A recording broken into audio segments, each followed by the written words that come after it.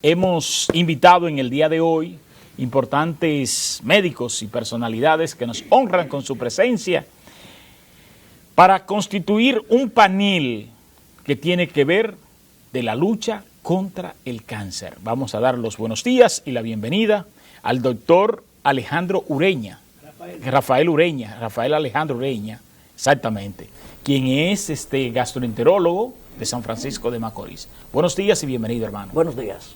Gracias por la invitación. Qué bueno que está con nosotros. También pues nos acompaña Cándida Roque, quien es ginecóloga, ¿verdad? Muy buenos días a todos. Buenos días y bienvenida. Los buenos días y la bienvenida a Lisette Cabrera, que también está con nosotros. Buenos días, muchas gracias por invitarnos. Qué bueno. Y también pues nos acompaña el doctor Bernabé Polanco, quien es médico urólogo de San Francisco de Macorís. Muy importante. Bien, buenos días a todos y gracias por la invitación. Y ya en otra parte tenemos a Mari con una comitiva que está por ahí para promocionar esta importante actividad. Pues bien, vamos a comenzar precisamente con ustedes y vamos a tocar cuáles son los puntos de interés para la población. Y me atrevo a comenzar con el doctor Ureña, que nos hable qué es el cáncer. El cáncer lo podríamos definir como una enfermedad donde el ADN ha sido alterado, podría ser por un oncogen, por ejemplo. Entonces, esto permite que las células se dividan y se multipliquen de manera muy desorganizada y de manera rápida, invadiendo los tejidos circundantes, pero también puede hacerlo, en un caso más avanzado, a otros órganos. Correctamente. ¿Opina lo mismo, Lisette? Estoy completamente de acuerdo con el doctor. El cáncer es simplemente la proliferación sin control de una célula donde la misma, al mutarse, se convierte en dañina para el organismo. ¿Se hereda el cáncer, doctora? Sí, claro que sí. Se hereda. Sí, ¿Todos los cánceres son heredados o existe una propensión a un cáncer específico?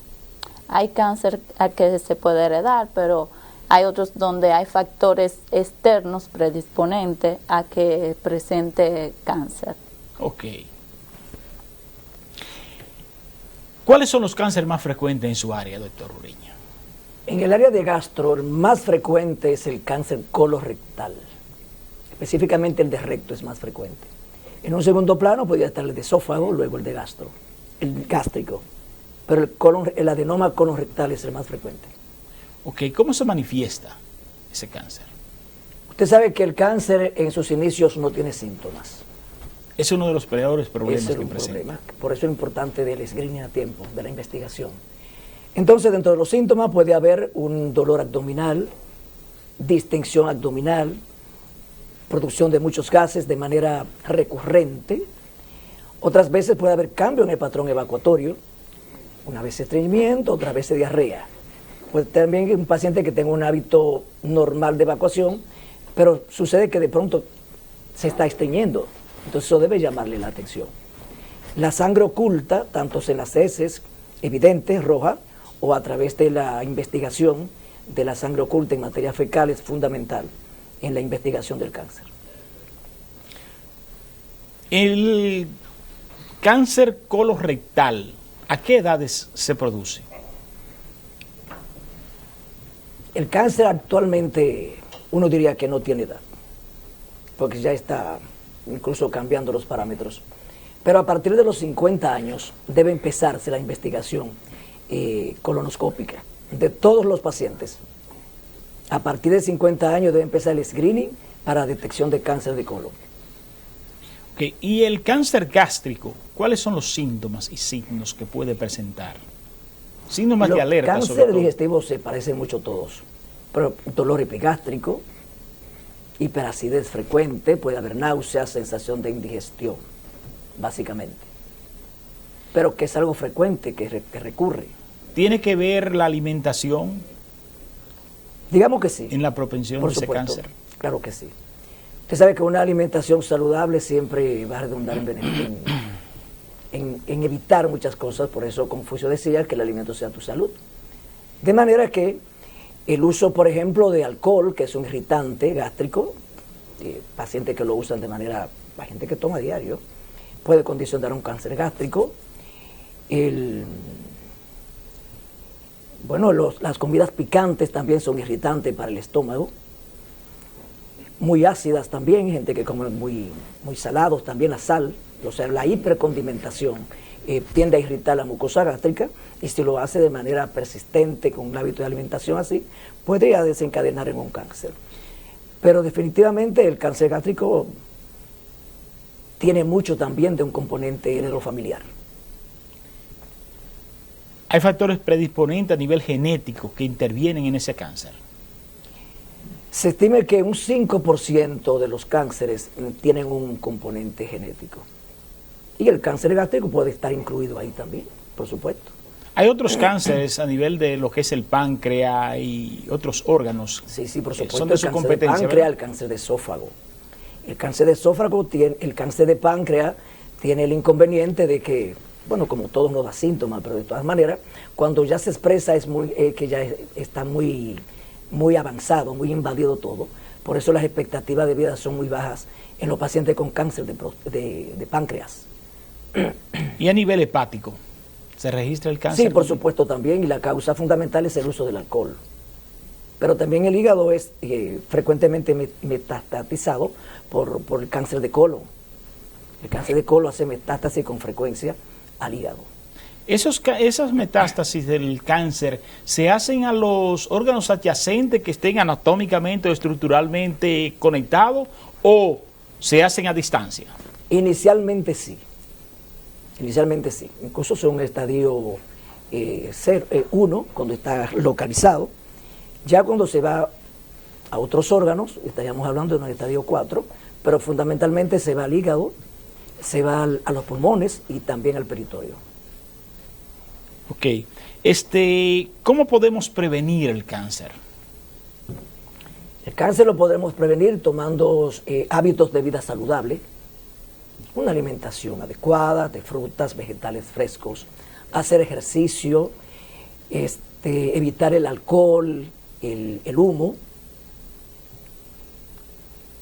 También yo diría que evitar actividades riesgosas, como por ejemplo tener un contacto sexual sin preservativos, por el asunto del virus del papiloma, por ejemplo.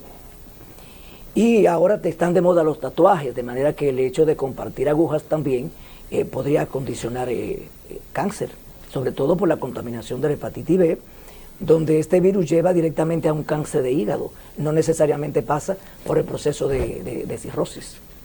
Ok, usted hablando de la hepatitis B, Muy frecuente. hay una hepatitis también que es viral. Es viral. Es viral. Son virales todas. La mayoría. Todas son virales. La A, la B, la C, sí, claro. Son virus. Ok, ¿esos virus se pueden convertir en cáncer? Sí, ya le dije que la hepatitis B puede pasar directamente a un cáncer. La hepatitis C puede hacerlo también en una etapa ya avanzada, con una cronicidad importante, pero sobre todo la B, condiciona un cáncer hepático. ¿Cómo detectar esas patologías? Los exámenes de investigación y los síntomas que siente el paciente debe ir siempre. Que tenga sintomatologías gastrointestinales, debe acudir al médico para que entonces se le hagan todas las analíticas correspondientes y dentro de ello incluir los virus, que son fundamentales. Siempre deben aparecer en la investigación de todo paciente que acuda al gastroenterólogo. Ese caso, ya cuando el paciente llega donde ustedes, que ustedes lo investigan, ¿qué procede ahí, en esa investigación? Bueno, todo depende de la razón por la que vaya el paciente. Por ejemplo, un paciente dice que sangró rectalmente. Eso da pie a que usted investigue profundamente ese paciente. Muchas veces el paciente cree que es un problema hemorroidal, pero independientemente de eso debe ser investigado más a fondo. Porque existe una lesión, por ejemplo, que se llama pólipo, que generalmente no da síntomas ninguno, pero puede sangrar. Entonces, esa es una lesión que puede llevar al paciente a un cáncer de colon. Pero sin la investigación y la colonoscopía, eso se retira, pues el paciente diría que tiene un 90% de caer en un cáncer. O sea que la colonoscopía es el estudio 1A en el screening de la investigación de un paciente para evitar el cáncer de colon. Ok, pregunto esto a raíz de que muchas veces las patologías se enmascaran y se tiene como cáncer. algo viral o algo muy espontáneo y el paciente pues termina medicándose como es de costumbre, tomándose su brebaje como es de costumbre y se olvidan y luego se encuentran con el grave problema ya encima. Exactamente. Entonces, ¿cómo hacer un llamado a la ciudadanía? De que no se queden en su casa aguantándose los síntomas, tomando lo que le dijo la vecina. Deben acudir al médico. Es lo más importante, lo que deben hacer. Porque, como le digo, el cáncer con tiempo tiene cura. Ciertamente, cuando hablamos del cáncer ya hepático, usted hablaba de la agresividad del cáncer pancreático por el asunto de que la detección casi siempre Es se hacía tardía. Sí. ¿Sucede lo mismo con el cáncer hepático? No, el cáncer hepático puede dar síntomas más rápido, porque el hígado crece, aumenta de tamaño.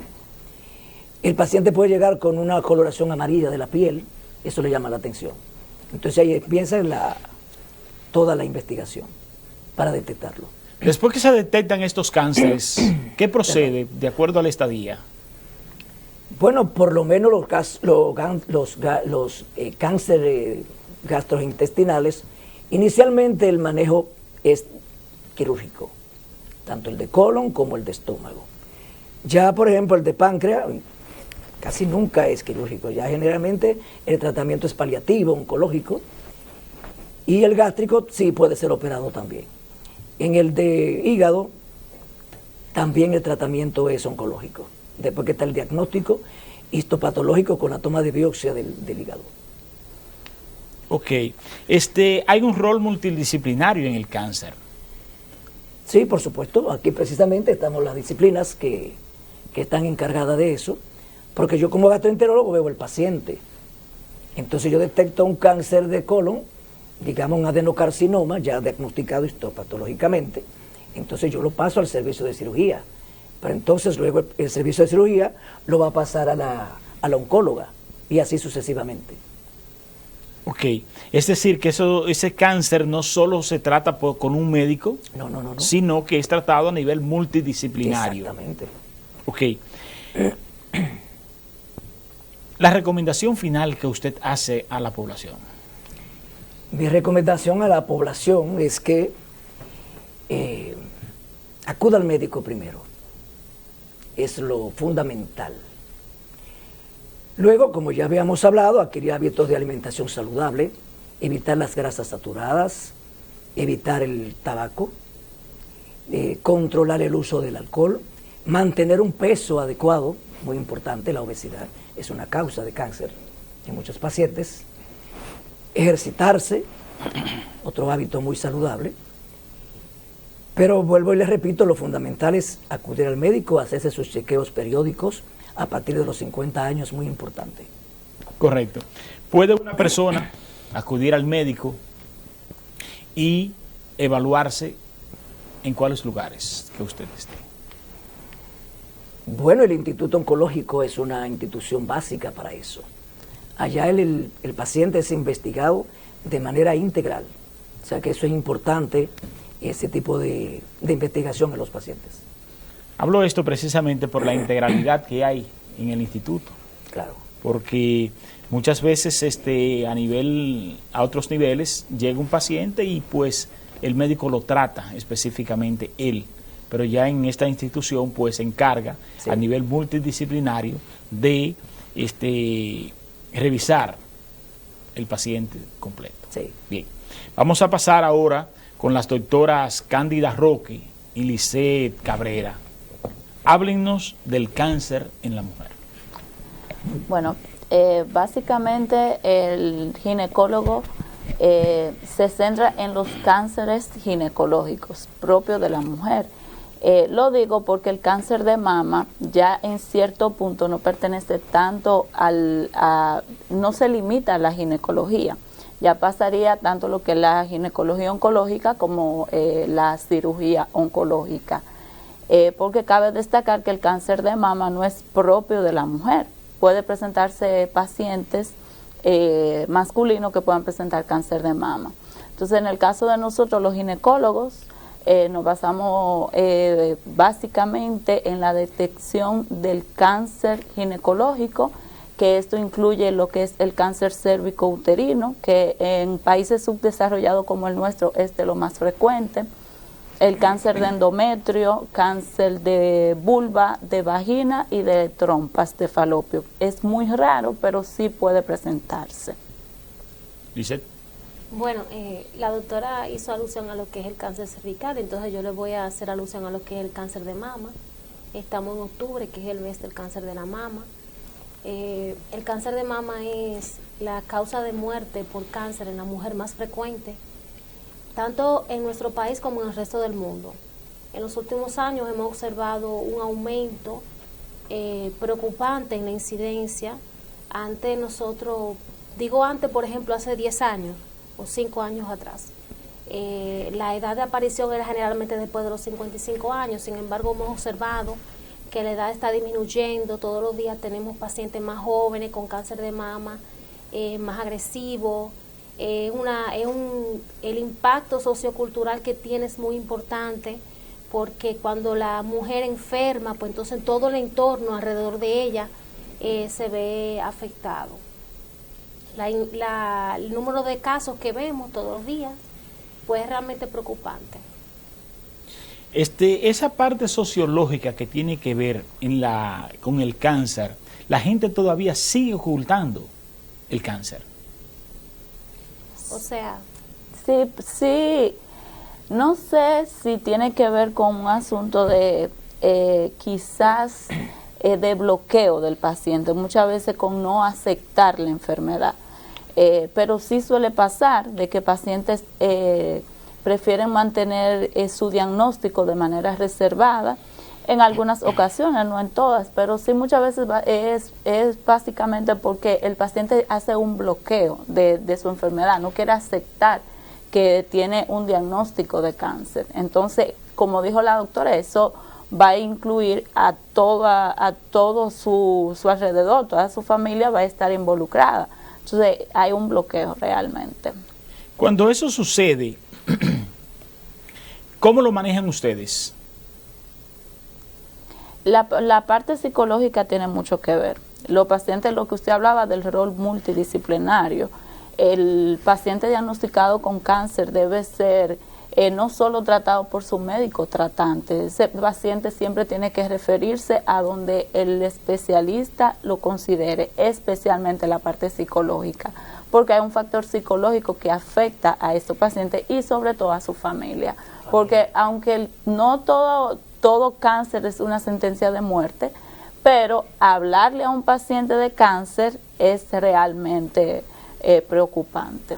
Porque antes, cuando se decía cáncer, era la cara de al lado. Era el diagnóstico terminal, sí, básicamente. Pero conocemos muchas personas que son sobrevivientes de cáncer. No, y que los tiempos también, la tecnología ha cambiado muchísimo. Las especialidades, el mismo manejo multidisciplinario ha hecho también que la sobrevida de cada paciente pueda alargarse. Entonces, ya cuando se habla de cáncer ya no hablamos de los tiempos de antes, ya ahora tenemos muchísimos medios que nos favorecen a darle calidad de vida a ese paciente diagnosticado con cáncer.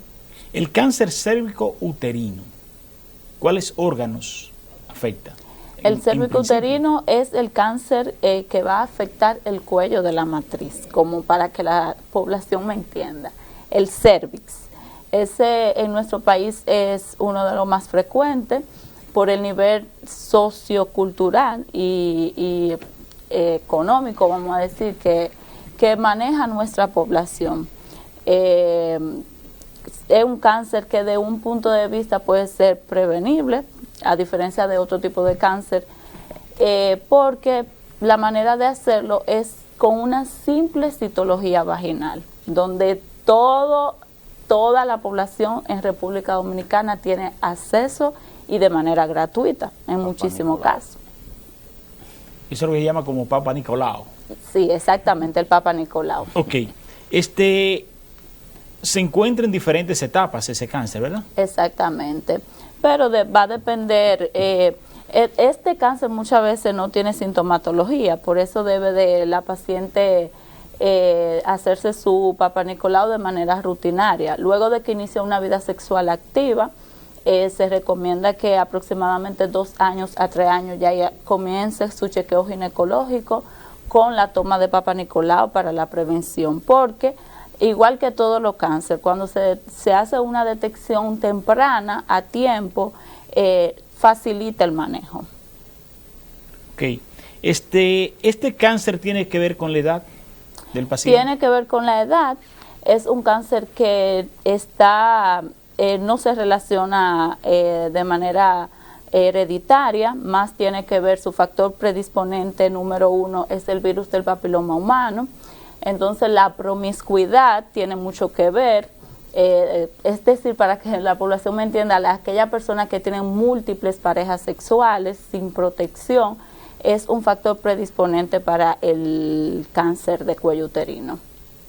Ok, este cáncer afecta a otros órganos aparte de hacer metástasis con frecuencia. Sí, claro, como es un cáncer ginecológico, afecta también otros órganos ginecológicos también.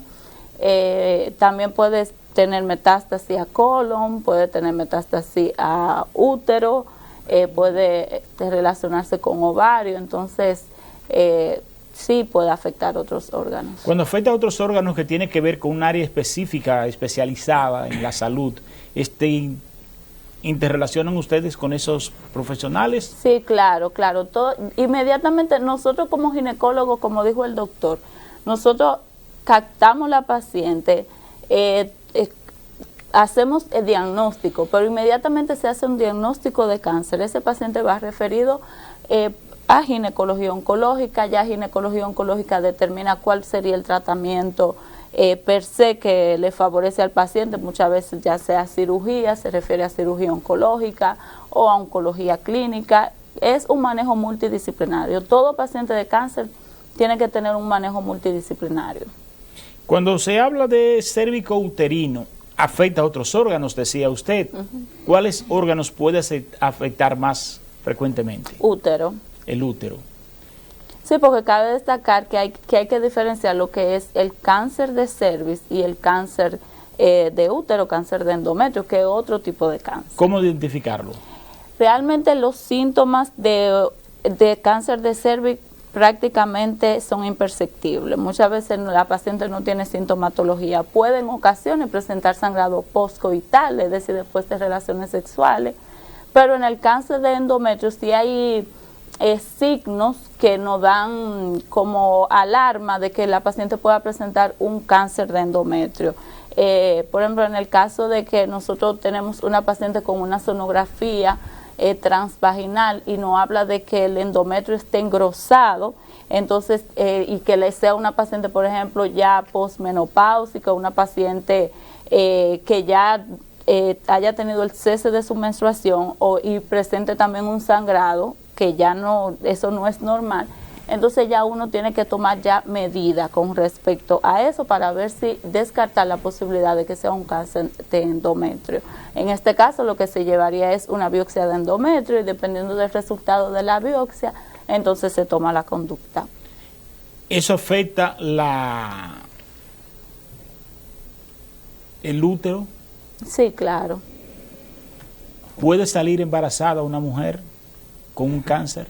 Sí puede salir embarazada, porque siempre y cuando esté en la edad reproductiva. Si está en edad reproductiva puede salir, porque cuando tenemos endometrio engrosado, incluso nosotros tenemos que tomar en cuenta la edad de la paciente, tenemos que tomar en cuenta la etapa del ciclo menstrual que la paciente se encuentre, porque un endometrio engrosado no es exclusivo de una patología de endometrio. Puede ser que el endometrio esté engrosado porque la paciente previo a su menstruación ese endometrio esté grueso, o incluso en las pacientes que tienen un embarazo incipiente, es decir, en su etapa inicial el endometrio se va a poner grueso. Entonces, por eso nosotros tenemos la edad de la paciente.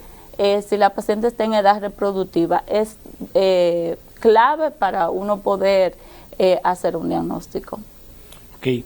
Cuando usted hablaba del cáncer de mama en principio, ¿cuáles son las edades que hay que tomar más en cuenta para la prevención?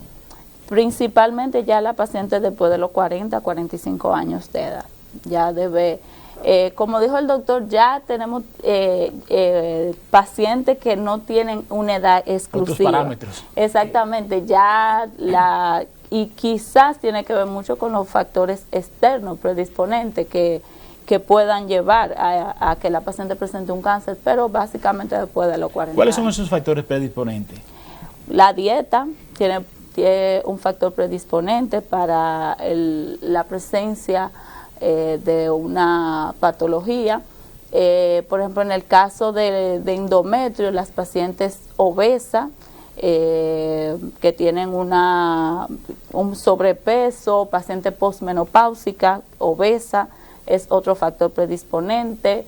El hereditario, como dijo el doctor, hay un porciento de un 5 a un 10% de un factor hereditario. Por ejemplo, en el cáncer de mama, el uso de terapia de reemplazo hormonal, es decir, aquella paciente que ya están en una etapa postmenopáusica, presentan síntomas de sofoco, calor, que la mayoría de la población conoce lo que son estos síntomas. Entonces tiene que sopesar los síntomas ante la predisposición de un cáncer con el uso de factores externos como la terapia de reemplazo hormonal. Pero he visto el cáncer de mama en muchas mujeres jóvenes. Sí. ¿A qué se debe? Bueno, es lo que digo, básicamente tiene que ver con un factor de los factores externos predisponentes, ya antes mencionado. Por ejemplo, también está la menarquia a temprana edad. Menarquia es la primera menstruación, es decir, a más temprana edad la paciente puede tener mayor predisposición de presentar cáncer de mama. El paciente que tarden para tener hijos, increíble, pero sí, eso tiene que ver. Y el factor genético también. Los vicios modernos, como podríamos decirle así, podrían potencializar el cáncer de mama. Eso está en investigación. Realmente hay estudios que hablan de que sí, de que el cigarrillo puede predisponer a lo que es el cáncer de mama, pero no está totalmente avalado de que sea un factor predisponente de cáncer de mama. Lo mismo que el uso de anticonceptivos orales. Hay estudios que dicen que sí, que puede predisponer, pero hay otros que no. Ok. Cuando se habla ya del cáncer en la mujer, hay factores predisponentes y hay factores genéticos. ¿Cómo identificar cada uno? Realmente hay que... ya esos son estudios muchísimo más profundos que se hacen. Ya diagnosticado el cáncer, el oncólogo determina si es necesario realizar lo que es la inmunohistoquímica. Ya la doctora tiene más conocimiento de eso que yo. Dependiendo del resultado de la inmunohistoquímica, entonces ya se va a determinar, o se podría determinar el origen de ese cáncer. Si tiene un factor genético por la variabilidad de la mutación que tenga o no. Ya creo que la doctora puede abarcar un poquito más sobre eso. Cuando se presenta una paciente X a tu consulta y se le detecta cáncer, ¿se investiga a los familiares? En algunos casos sí. De lo correcto sería, dependiendo del tipo de cáncer, darle seguimiento a cada paciente, porque hay un factor predisponente, un factor genético. El hecho, cabe destacar, de que un paciente tenga cáncer no quiere decir que obligatoriamente un familiar va a presentar cáncer, porque eso es relativo. Por lo mismo que estamos hablando de saber si el origen de ese cáncer tiene que ver con un factor externo predisponente o un factor genético. Angelina Jolie. Exacto. Ok. ¿Cómo prevenir el cáncer en la mujer? Bueno, lo primero es su chequeo ginecológico. O sea, como yo dije anteriormente, toda paciente que inicia una vida sexual activa debe de hacerse su chequeo ginecológico anual. Incluso yo tengo muchas pacientes adolescentes y me gusta muchísimo hablar con las pacientes adolescentes, incluso aunque no haya tenido una vida sexual activa.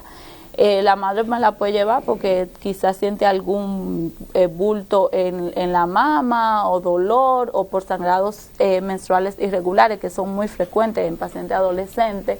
Y estas son las pacientes como la paciente ideal para tú hablarle de lo que es el chequeo ginecológico, porque a nosotras las mujeres nos da temor ir al ginecólogo. O sea, no es lo mismo que ir a donde el gastro.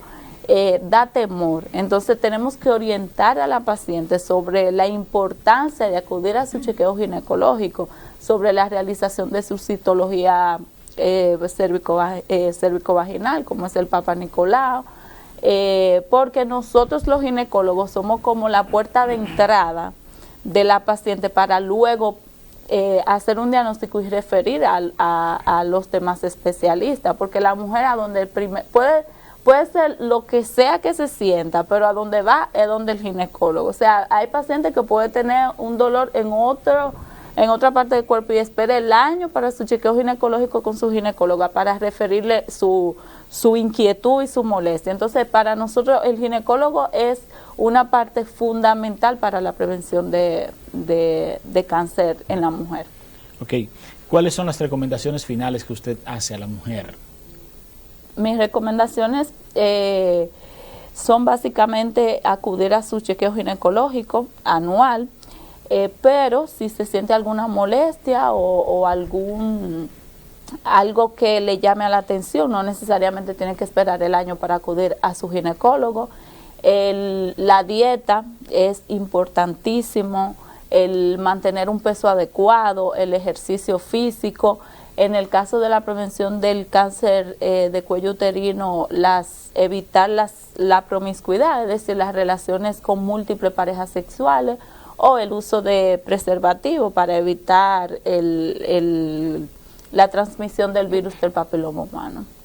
Ok, señores, estamos conversando con los doctores Bernabé Polanco, Lisette Cabrera, que nos quedan en carpeta, y hemos conversado con la doctora Cándida Roque y el doctor Ureña. Y está con nosotros el doctor Bernabé Polanco. Buenos días y bienvenido.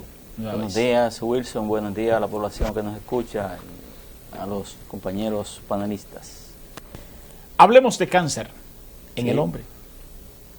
Sí, cáncer, como todos sabemos, el cáncer es una enfermedad catastrófica. Y no es más que la alteración biológica de una célula. Las células normalmente de nuestros órganos se van cambiando, se van renovando, y en esos cambios, se llama apoptosis celular, hay una alteración genética, y esa otra célula que cambió ese cambio normal va a crecer anormal a las propias del órgano X donde ocurre el cáncer. Entonces va a haber esa célula va a crecer anormal y va a hacer una proliferación dentro de su material genético, y van a haber más células igual a la normal y va a alterar toda la condición del órgano. ¿Cuáles son los cánceres más frecuentes que se presentan? El cáncer de próstata, hablando de hombre, ¿verdad?, es el cáncer más común en hombres, por lo que más mueren los hombres en nuestro país y en el mundo. Aunque el segundo cáncer más común de la población, el primero es el de la piel, pero el de próstata es el segundo cáncer más común y por lo que más mueren los hombres en el mundo. En Estados Unidos se detectan millones de cáncer al año, y de esos un 30-40% de los hombres mueren por cáncer de próstata. No obstante, desde los años 90 en adelante se han detectado muchas formas de detectar el cáncer, de marcadores o indicadores que el cáncer de próstata puede estar en formación en el hombre, y eso ayudó a que se detectaran más cáncer y que menos hombres murieran.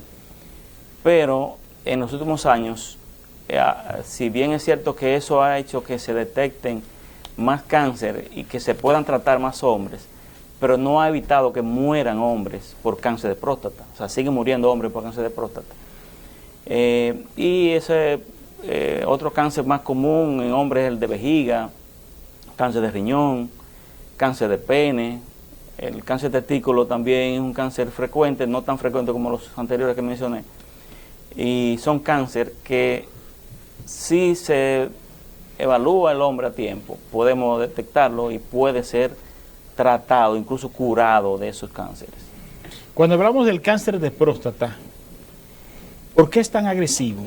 ¿Por la forma como se logra enmascarar, detectarse en fase muchas veces tardía? ¿O es que genéticamente es así? La agresividad depende del estadio cuando se detecta. Si el cáncer de próstata se detecta en un periodo inicial, podemos evitar que sea agresivo. Ahora, si el hombre no va al médico, no se hace la evaluación adecuada a tiempo, cuando el cáncer se detecta, entonces puede convertirse o estar ya en un estadio agresivo. El cáncer de próstata no da síntomas. Al inicio no hay ningún tipo de manifestación, pero en la evaluación médica, con analítica, se detecta una proteína en la sangre que nos avisa que esa próstata tiene algún problema. Eso nos da un indicio de que hacer la evaluación clínica con el tacto rectal, que también nos da otra información. Luego hacemos una sonografía. Entonces es lo que nos va a llevar a si ese paciente necesita una biopsia, que es cuando detectamos el cáncer, cuando hacemos el diagnóstico real del cáncer. La agresividad del cáncer de próstata se da cuando ya el cáncer se detecta muy avanzado. Pero si el hombre se chequea a tiempo, evitamos que ese cáncer comience a ser agresivo de inicio o que llegue a ser agresivo, porque uno desde que lo detecta lo va a catalogar, a etiquetar a cuál protocolo de tratamiento caería, si es un tratamiento curativo o si ya está avanzado. Hay tratamientos paliativos donde estos pacientes pueden durar muchísimos años vivos, haciendo su trabajo normal, con el cáncer, un cáncer no curable, eso yéndonos al cáncer no curable, con el cáncer haciendo su vida normal, tratado paliativamente con el servicio de oncología, y ya en los casos donde el cáncer de próstata se detecta que puede ser curado, hay varias modalidades de tratamiento curativo. Está la cirugía, la prostatectomía radical, que es extirpación del órgano completo con las vesículas seminales, y se hace una reanatomosis de la vejiga con la uretra para que el hombre pueda hacer su vida normal sin ningún tipo de problema.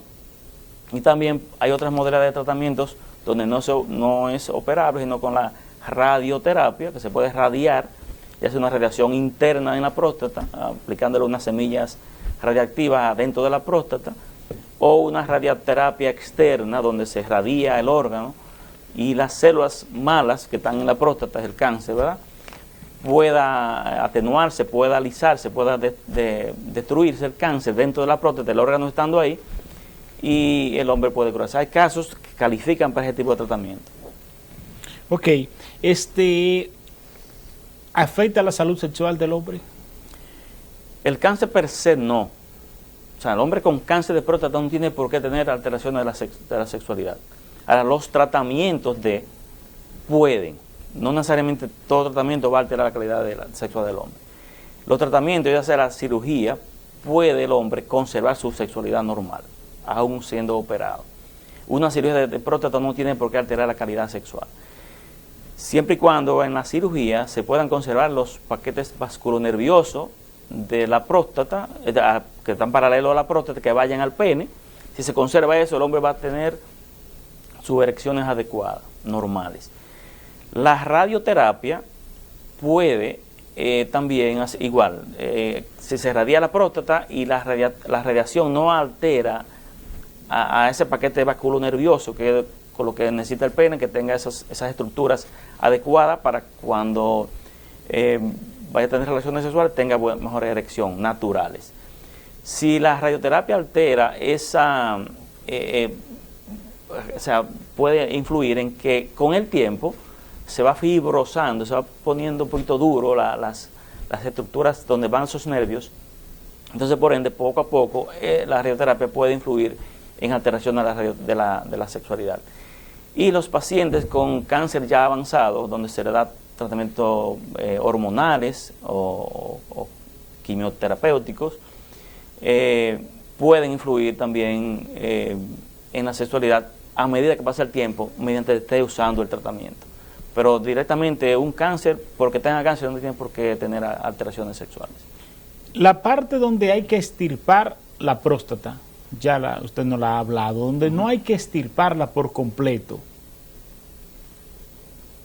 ¿Por qué se hace este procedimiento? Ok.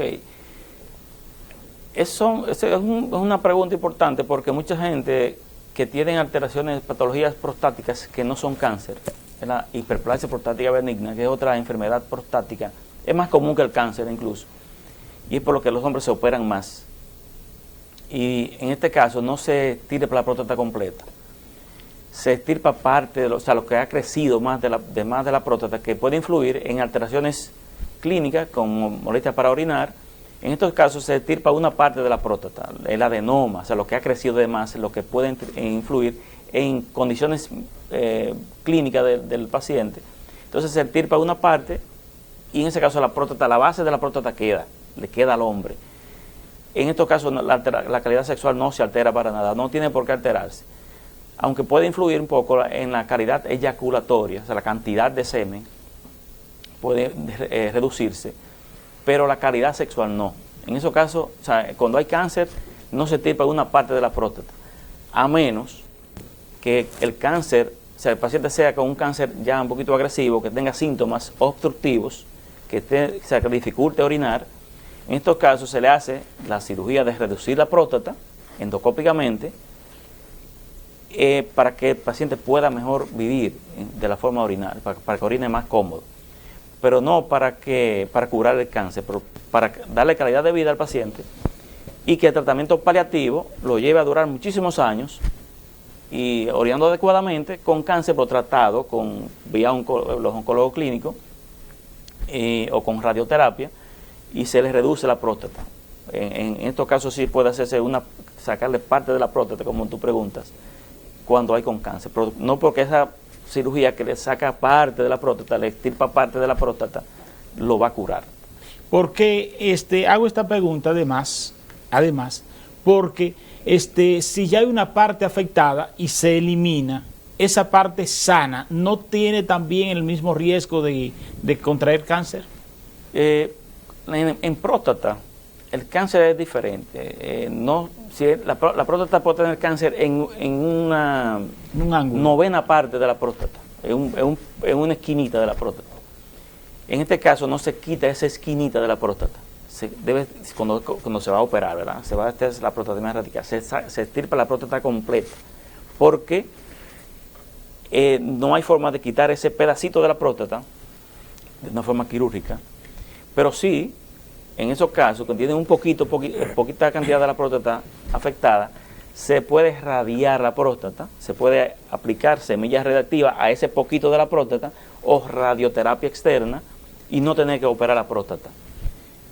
Pero si la próstata tiene la próstata es un órgano pequeño y tiene una cuarta parte o una quinta parte, una novena parte, una décima parte de la próstata afectada, ya se considera que la próstata entera es tratable, porque ese pedacito puede crecer dentro de la misma próstata y afectar la próstata completa, afectar el recto y afectar otros órganos con el tiempo. Ok. El cáncer de pene. El cáncer de pene es un cáncer que no es tan infrecuente como se decía hace unos años. Es un cáncer agresivo. Es uno de los cánceres más agresivos que tiene la parte urológica, como la del testículo.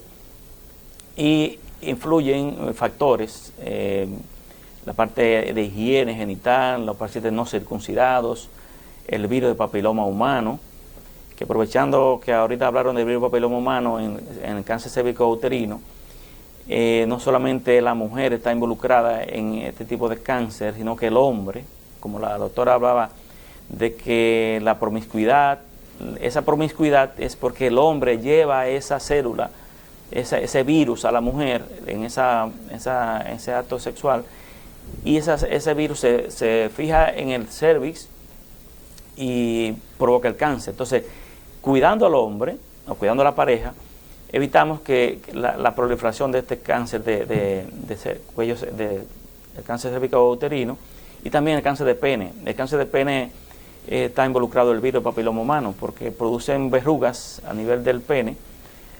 A veces hay una cepa del virus que no produce verrugas, pero sí produce más cáncer también. Ese es otro detallito que llevaría un programa entero a hablar de esto. Pero el cáncer de pene es prevenible con la higiene, la higiene del genital y el cigarrillo, la promiscuidad, el hacinamiento, todo eso influye en cáncer de pene. Y cuando se detecta a tiempo, puede ser curado. Cualquier lesión que noten en el cuerpo del pene, dificultad para poder retraer el prepucio, que es el cuerito que ropa el glande, cuando tienen esas condiciones, o el urólogo detecta, o el paciente se detecta una mancha. El pene es un órgano fácil de detectar cualquier lesión porque está externo, el mismo paciente se puede ver, como el cáncer de mama, que se pueden tocar y pueden palpar algún detalle. En el hombre, tanto testículo como pene son órganos externos que pueden tocarse y pueden verse. Son fáciles de detectar cualquier lesión. Entonces, cuando se detectan esas lesiones, acudir al médico, el urólogo investiga, entonces hace las biopsias adecuadas y detecta el cáncer. Si está en un estadio temprano, puede curarse. El cáncer de testículo no es tan frecuente, pero Sí. tiene su incidencia. No es tan frecuente, aunque el año pasado yo tuve dos casos de cáncer de testículo, este año he visto uno. O sea que en 2 años hay 3 casos. Hay más urólogos, ¿verdad? Quizás los otros tienen más, pero ha aumentado. Influye mucho el nivel de radiación que se está viviendo, la alimentación, la comida enlatada. Todos estos factores pueden influir en que esas condiciones que hablábamos al principio de cuando un cáncer se forma en un paciente. Estos pacientes que han nacido con testículos que no han bajado, hay niños que nacen con testículos que no nacen con testículos en el escroto, en la bolsa, sino que nacen con el testículo arriba. El pediatra detecta esto. Cuando se detecta esto, acudir que envían el niño al urólogo pediatra o al urólogo general para que haga un descenso de testículos. A esos pacientes que se le han hecho estas cirugías son propensos a que en su vida adulta, o desde la adolescencia a la vida adulta, pueden tener cáncer de testículo. El cáncer de testículo es frecuente en la edad puberal, o sea, en la pubertad, en los primeros años de postpuber, o sea, entre los 13 y 20 años. Es la época más común del cáncer de testículo. Y son curables cuando se detecta a tiempo, pero cuando se dejan el testículo o cuando notan algo y ese paciente no se trata a tiempo, el cáncer de testículo es sumamente agresivo porque hace metástasis a los ganglios profundos retroperitoneales, pueden llegar hasta cerca del corazón por ahí, los ganglios que están en las venas y arterias cerca de la parte retroperitoneal, y cuando esos cánceres hacen metástasis, esas zonas son cáncer, o sea, el pronóstico es reservado. Antes se tenía el cáncer de mama como un cáncer específico de la mujer. Ya se ha dicho que también el hombre padece cáncer de mama. Sí, es un cáncer que también ha habido en el Instituto Oncológico. Vemos frecuentemente hombres que van a evaluarse la mama porque notan algo, un abultamiento o una mama más grande que otra. Muchas veces son ginecomastia por asuntos de de grasa, pero el cáncer de mama en hombre es más agresivo que el cáncer de mama en la mujer. ¿Por qué? Porque el espacio de la tetilla del hombre y del músculo del tórax y los ganglios a ese nivel es más cerca y es más corto el espacio de donde se produce el cáncer en el mama del hombre, en la tetilla del hombre,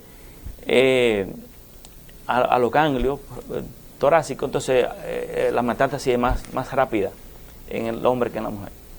Son menos frecuentes, gracias a Dios, pero son agresivos.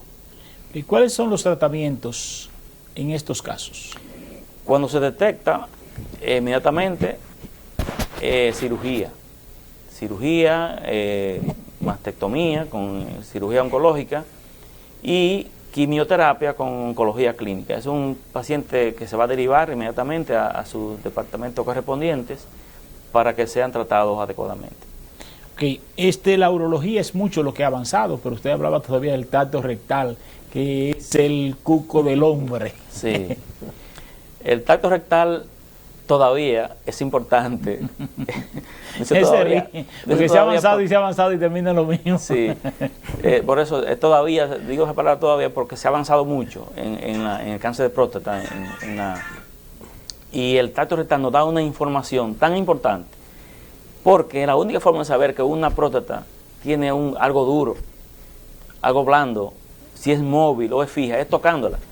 Tenemos tomografía, resonancia multiparamétrica, PET scan, muchos tipos de imágenes y estudios biológicos y bioquímicos y imágenes muy importantes que nos dan mucha información. Ha avanzado muchísimo porque hay tratamientos ya focales, como decía ahorita, que van focalizados al punto específico donde está el cáncer en la próstata. Podemos evitar con eso cirugías radicales y todo esto. Y es por el avance de la imagenología.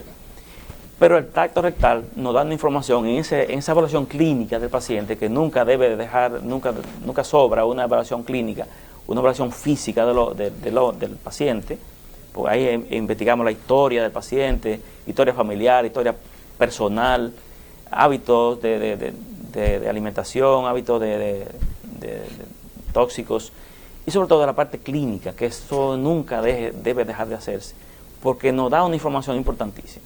El tracto rectal es un arma que tenemos, que el paciente tiene miedo, pero cuando se hace la primera vez te das cuenta y dice, pues yo creo que ahí va a ser más difícil, porque en 5 segundos, 10 segundos o antes, depende de lo que uno toque, uno detecte, uno va a permanecer quizá un poquito más, pero en 3 segundos, 5 segundos, uno sabe ya lo que uno quiere buscar en una próstata.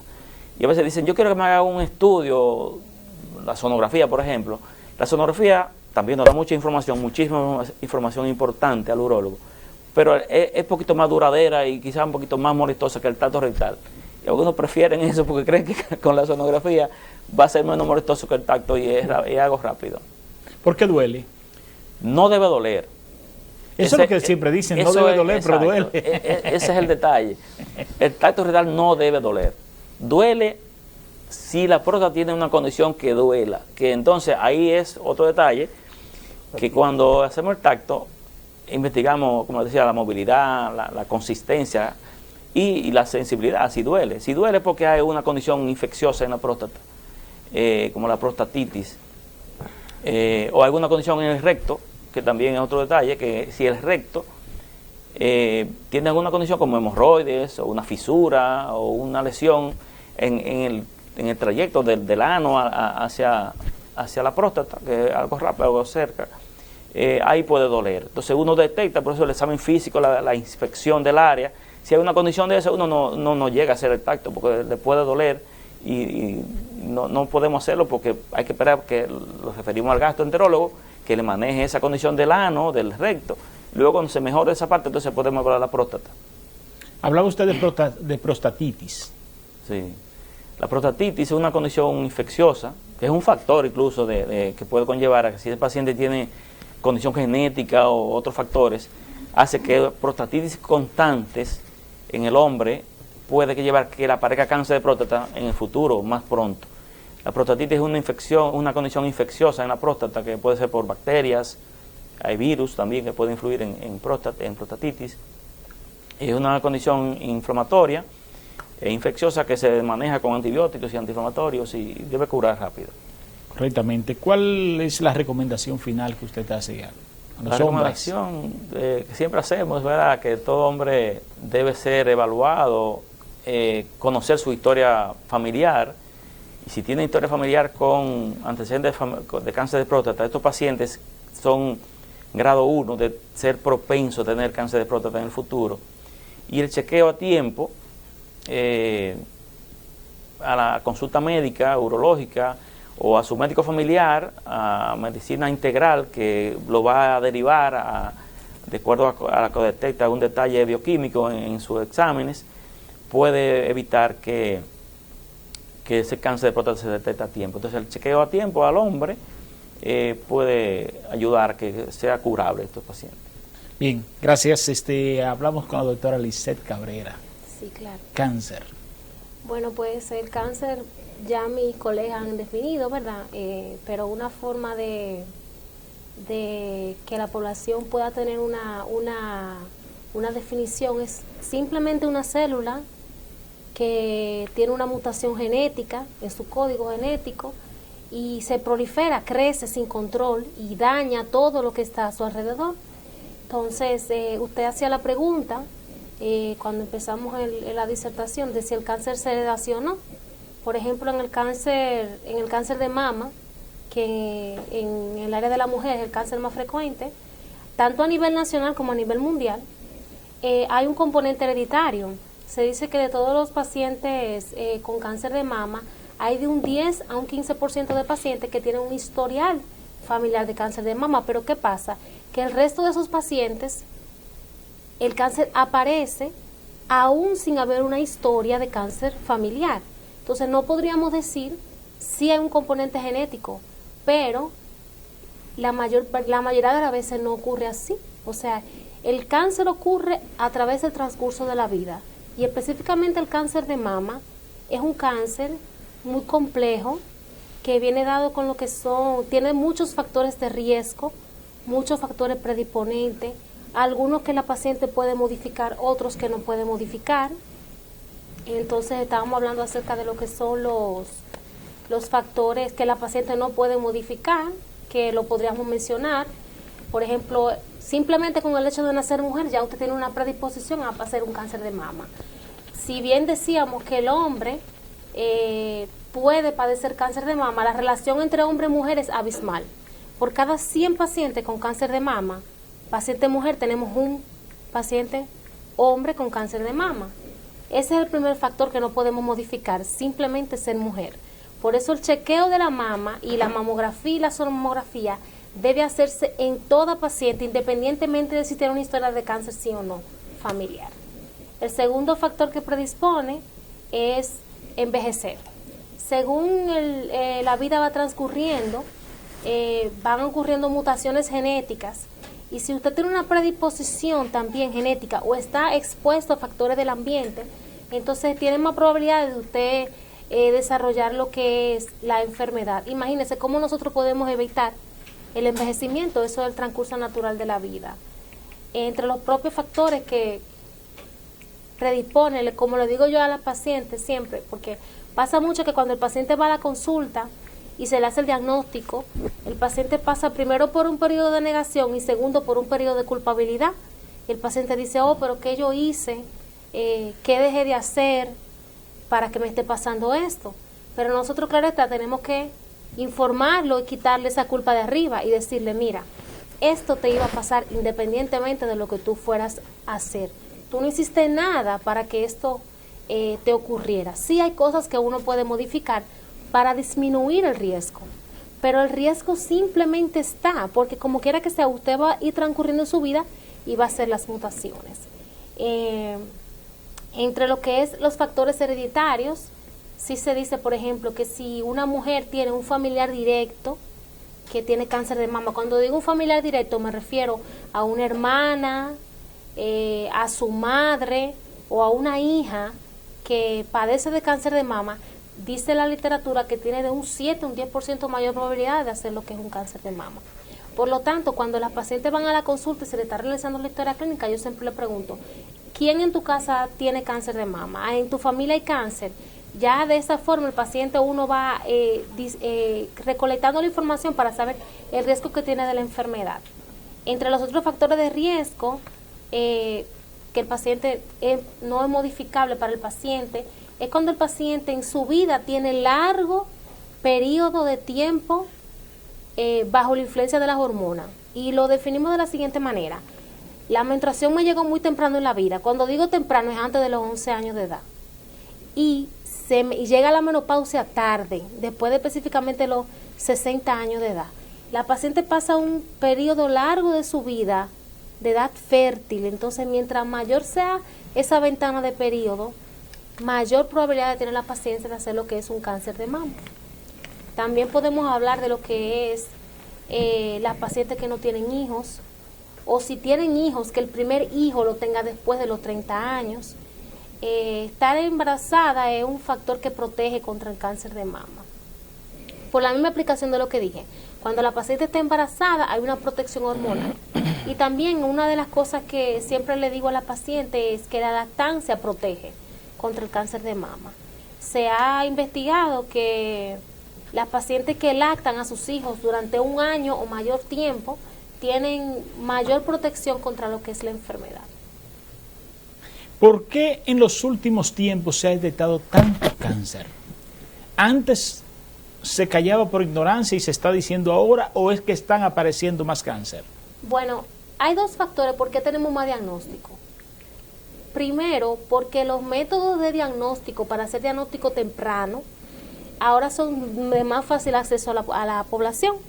Por ejemplo, en el instituto el paciente acude y fácilmente se pueden realizar los estudios, fácilmente lo va a ver un médico.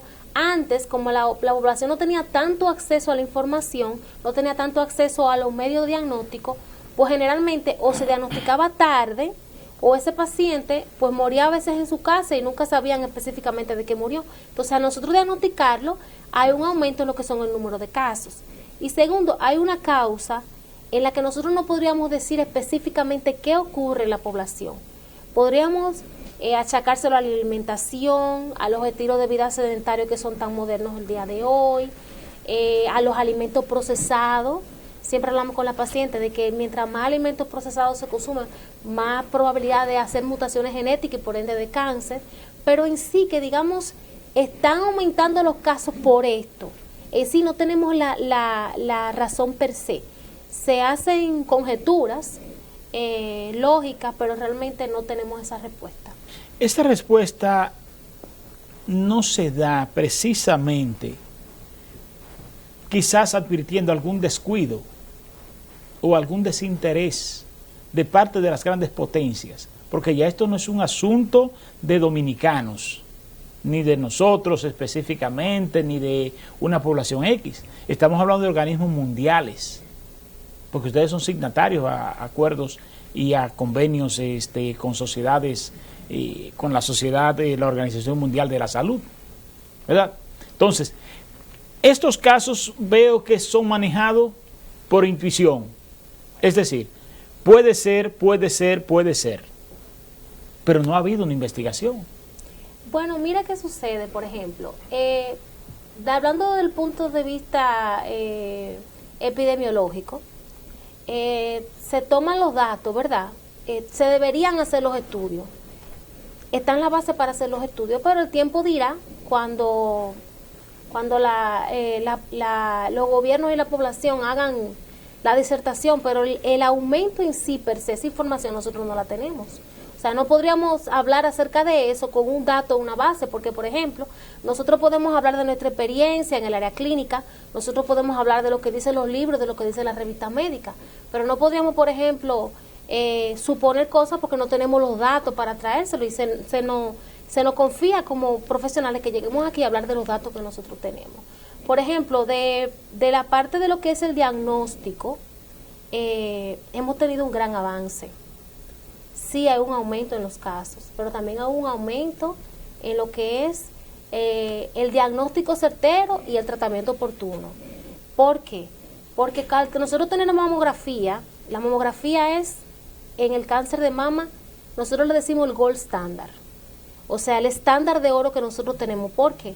Porque la mamografía es una prueba económica, segura, asequible y que tiene la capacidad de diagnosticar lesiones cuando aún ni siquiera son palpables por la paciente. Entonces, lo del cáncer, que estamos todos de acuerdo en eso, es lo siguiente: mientras más temprano yo diagnostique la enfermedad, mejor va a ser el pronóstico del paciente. Por lo mismo que dije al inicio, la célula maligna se define como maligna porque tiene la capacidad de moverse de donde está e ir a hacer desorden en otro sitio. Entonces, si yo puedo detenerla cuando ella no ha avanzado, el paciente se va a beneficiar acerca de eso.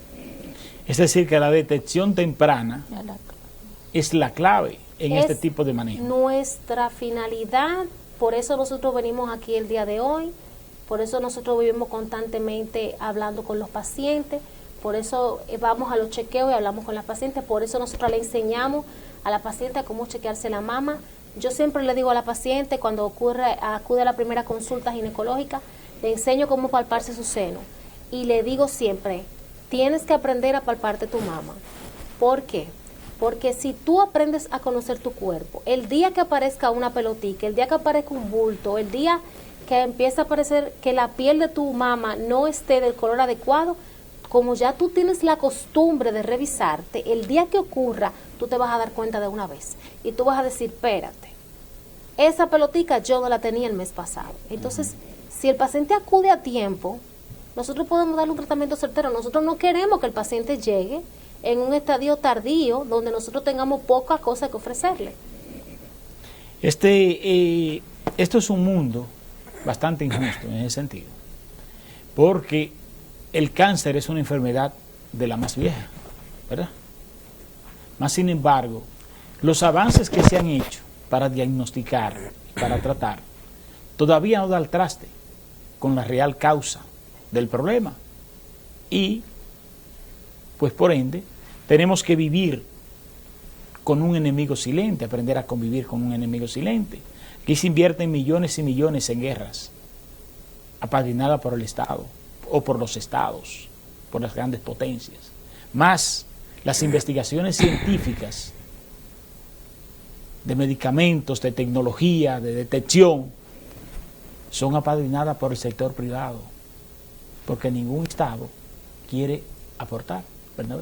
Sí, respecto a eso, hay un dicho que dice que hay más gente que vive del cáncer que los que mueren del cáncer. Pero realmente se invierte mucho en investigación sobre el cáncer. Y como hay un factor genético en la condición, no hay... y las migraciones, vemos que hay cánceres que son más comunes en ciertas etnias que en otros, pero por ejemplo en nuestro país es más común el cáncer que en Japón, por ejemplo, porque tenemos los genes africanos conjuntamente con genes europeos, y esos genes están aquí, los tenemos todos. Entonces, a pesar de que se invierta mucho en compañías internacionales en investigación sobre el cáncer, pero se invierte mucho más en medicamentos para tratar el cáncer. Lo de evitarlo es un asunto que tiene que ver con la condición genética de cada persona, y eso va a conllevar un tiempo importante para poder decir algo para evitar el cáncer. Pero sí se están haciendo investigaciones en detecciones tempranas en la sangre, en orina. O sea, hay investigaciones que están en proceso, que espero que en unos próximos años tengamos más, pero el acceso a eso es lo que nos conlleva a que tengamos dificultades en otros países como el de nosotros. Excelente. Señores, nosotros nos resta darle las gracias a ustedes por haber comparecido con nosotros a este importante panel, que de seguro pues la población se ha documentado sobre lo que es el cáncer y sobre todo que se ha sensibilizado sobre este grave mal que afecta nuestra población. Minutos finales, Ureña. Bueno, qué más decir que agradecerte la oportunidad de darnos a nosotros llevar un tanto de orientación a la ciudadanía y bueno, invitarlos a la marcha, un poco de avance, que doña Mari ahorita va a hablar de eso, pero esperemos que nos apoyen bien en esto también. Agradecer la invitación, sobre todo, invitar también a la población, especialmente a las mujeres, a su chequeo ginecológico, acudir para su toma de Papá Nicolau, como dice la doctora, la realización de mamografía, sonomamografía a tiempo para poder detectar el cáncer de manera precoz. Doctora Cabrera. Bueno, me gustaría decirle a las pacientes que se encuentran en su casa, que se sienten un bulto en la mama y tienen miedo, que acudan, porque allá en el instituto hay lo que nosotros tenemos, lo que estábamos mencionando al principio, que es lo que es un manejo multidisciplinario. Allá cuando el paciente llega con su enfermedad, el paciente no está solo con su enfermedad. O sea, el paciente llega, se recibe, se diagnostica y se hace un manejo integral, se ayuda. Entonces, no se queden en su casa, acudan, que estamos para ayudarles. Abel. Sí, agradecer a Wilson y al Instituto Oncológico porque lleva, y al panel, que lleva estas informaciones a la población, que es lo que es el cometido, ¿verdad?, de que estas informaciones lleguen al pueblo y que puedan tener esas informaciones respecto a cómo detectar puntos específicos de sus órganos y evitar que aparezca un problema cancerígeno en el futuro y que tengan complicaciones médicas. Y entonces, a invitar a la población que en el Instituto Oncológico tenemos todas las especialidades que pueden detectar cáncer a tiempo y el manejo también allá. Bien, esto se resume en una sola palabra: detección temprana. Es la mejor forma de combatir el cáncer. Y está con nosotros doña Mari. Buenos días, bienvenida. Buenos días Wilson, gracias por permitirnos estar aquí en tu espacio. A ustedes por el poder privilegio. de la información. Sí, se hace acompañar de dos jóvenes ahí, Esther Díaz y Melvis Reynoso, ¿verdad? Okay. Buenos días, muchas gracias. Qué bueno. Buen día, gracias por el espacio y la oportunidad. Excelente. Doña Mari, háblenos del Instituto del Patronato de Lucha contra el Cáncer, filial Nordeste, San Francisco de Macorís. Bueno, pues es importante que toda la población sepa que nosotros estamos ubicados en la parte sur de la ciudad, en la urbanización Félix Tavera, que ahí estamos ofreciendo servicios, no solamente oncológicos, sino todo lo que tiene que ver con educación, con prevención, con diagnóstico a tiempo y también todo lo que tiene que ver con imágenes, cualquier problema de salud pues que tengamos, allá pues pueden acudir y le damos solución a sus necesidades médicas. Nosotros tenemos un equipo de imágenes de alta tecnología, profesionales en el área de la salud que están ahí esperándoles para poder paliar cualquier asunto de salud que pueda presentar las personas que acuden a buscar nuestros servicios. ¿Y cuáles son los horarios de disponibilidad del instituto? El instituto está de 8, todo el día, a 5 de la tarde, porque se trabaja corrido. Las personas acuden desde bien temprano a buscar sus citas o a buscar ya el servicio porque tienen su cita que pueden hacerla de manera personal o vía telefónica. Entonces, damos servicio durante todo el día. Ahora mismo estuvimos durante todo el mes de octubre o estamos todavía ofreciendo a toda la ciudadanía pues operativos médicos de prevención, de detección a tiempo, tanto de cáncer de mama como de próstata. Así es que nuestros galenos que estuvieron aquí exponiendo, estuvieron al servicio y están, porque fueron los fines de semana que hemos estado dando el servicio, viernes y sábado. Nos queda todavía el próximo viernes porque ya el domingo pues tendremos la gran caminata, que es nuestra actividad final de todo el mes de octubre. Todo el mes de octubre se han venido realizando actividades, ¿verdad? Sí, claro. ¿En qué consisten esas actividades? Bueno, esas actividades, además de nosotros orientar a toda la ciudadanía, pues también consisten en que nosotros queremos recaudar fondos para apoyar la causa.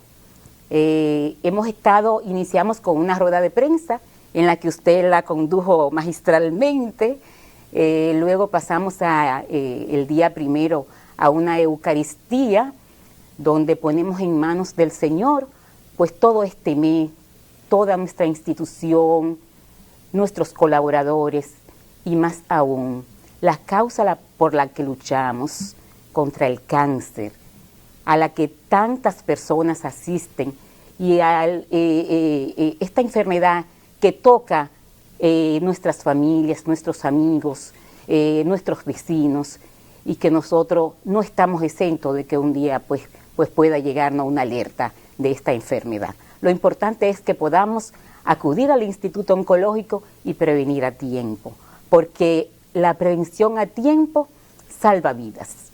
Ciertamente, hay colectas y actividades durante todo el mes. Sí, el 19 pues estuvimos en la calle, identificado con nuestro pueblo, con botellones en las manos, en diferentes puntos de la ciudad, y fue una tarde maravillosa.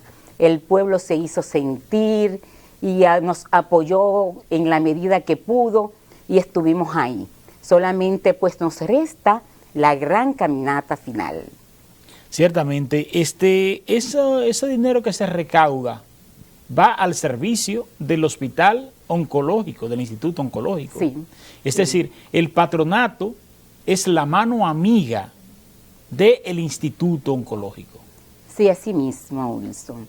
Nosotros nos encargamos de conseguir patrocinios, de conseguir personas que sensibles a la causa, pues nos apoyan y donan en la medida de lo posible para nosotros poder paliar este mal que azota a la población y que necesita de tantos recursos, porque los medicamentos oncológicos son muy costosos y a veces las personas, aunque tienen su seguro médico, porque allá cogemos todos los seguros médicos, y importante que sepan que nosotros no cobramos copago, pero una persona afectada de cáncer llega el momento de que su cobertura pues ya está toda agotada. Entonces entramos ahí, Servicio Social tiene una labor importantísima porque evalúa el paciente, los visita, determina realmente su condición y sus necesidades. Y ahí estamos nosotros para apoyarles en todo lo que sea necesario de sus medicamentos, y para eso tocamos puertas, para eso solicitamos ayuda de todas las personas sensibles y todas las personas que quieren contribuir con esta noble causa. Ciertamente, ahí es donde se inscribe el anuncio que hacíamos en principio con el Yoma Supercentro y el gran aporte que hizo con la fotografía solidaria. Bonita actividad. Una bonita actividad, una gesta muy bonita. Y le exhorto a todas las empresas a hacer este tipo de actividades, porque las empresas tienen un compromiso social con el entorno, con la sociedad que le alberga y les beneficia, y es parte de su estado, devolverle a la población parte de los beneficios que se recibe. Y hay muchas formas de dar, muchas formas de colaborar, y esta institución pues se ha caracterizado precisamente por la innovación. Tienen ustedes, o tenemos nosotros, dentro de los que me incluyo, una importante actividad que nos resta.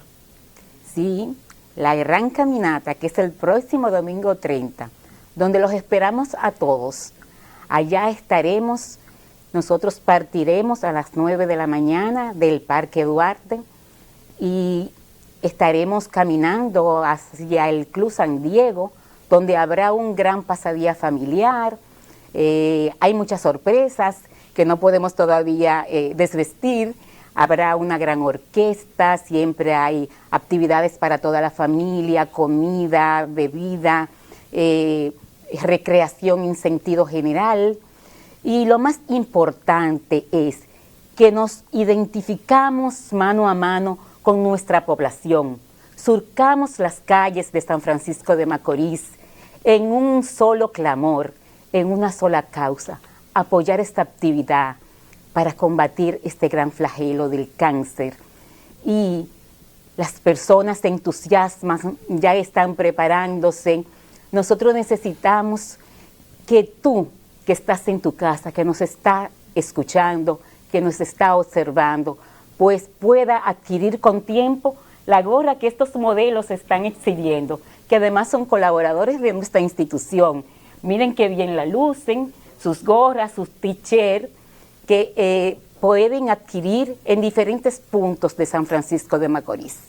Lo tenemos en Supermercado Yoma, en Farmacia de Salud, Farmacia El Manantial, en las tiendas In Accessory y Only Trendy, en la agencia de viajes Félix, también en el Salón New Parisium, en nuestras oficinas del patronato. Tenemos ventas corporativas, también ustedes pueden llamar a los teléfonos 588-2128, extensión 1155, y le puede atender una persona que está esperando su llamada y llevarla a domicilio. Cualquiera de nuestras publicidades que tenemos para este mes, porque también estamos compartiendo accesorios, libretas, broches, llaveros, mochilas, bolsos, un sinfín de accesorios que usted puede adquirir y contribuye a la vez con la causa. Yo espero a todo ese pueblo de San Francisco de Macorís que se desborde, que nos acompañe y que diga no al cáncer. Estamos aquí apoyándoles. Es precisamente esto lo que nosotros queremos subrayar. Es que esa marcha se ha de convertir, o se ha convertido ya, en un punto de encuentro de la sociedad de San Francisco de Macorís, de todas las clases sociales.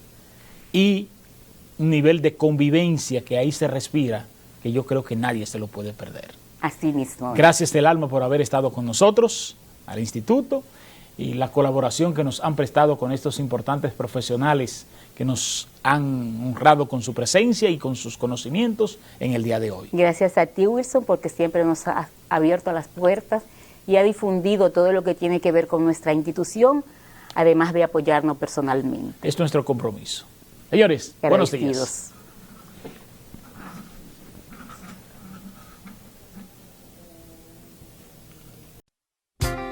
La búsqueda de la verdad en la profundidad de la realidad misma. El poder de la información. Un programa de panel semanal dedicado al análisis de los temas con los exponentes más calificados en un diálogo de altura y objetividad. Por el Canal 8 de la comodidad de tu hogar, en la cama o en el sofá, junto a tu familia. Ahí disfrutarás el poder de la información. Cada domingo de 9 a 11 de la mañana por el Canal 8, el poder de la información.